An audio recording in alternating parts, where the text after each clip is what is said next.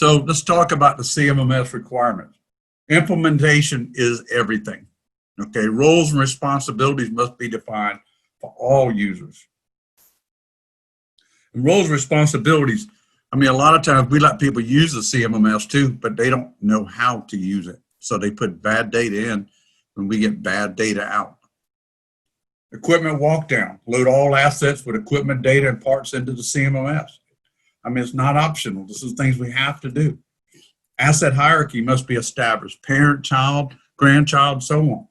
So we can align to get the end results that we need. We can manage the assets. Asset criticality must be defined. Now, I know probably quite a few of you have asset criticality. Probably the best I've ever seen with asset criticality was ranked from 0 to 500. I've seen most of them go 0 to 10. You know, all I know is, you know, the more granular you get to the criticality, the better off you're going to be. Create a CMMS user's manual, education module, and train everyone in its use of it. You know, it's required. I mean, we need to train people in how to use the CMMS.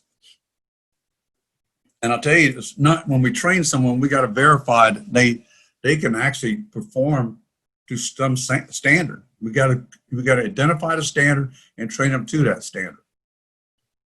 And the maintenance department is accountable for the use, application, management of the CMMS. Absolutely.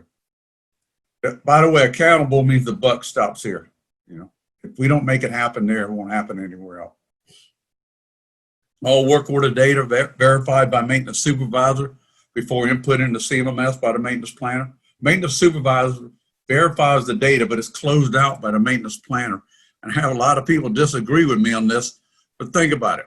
You know, I've been a maintenance supervisor before, okay? Your hair is on fire half the day, okay? So at the end of the day, your hair is still on fire, okay? You don't have time to think about it. You just close it out and move on.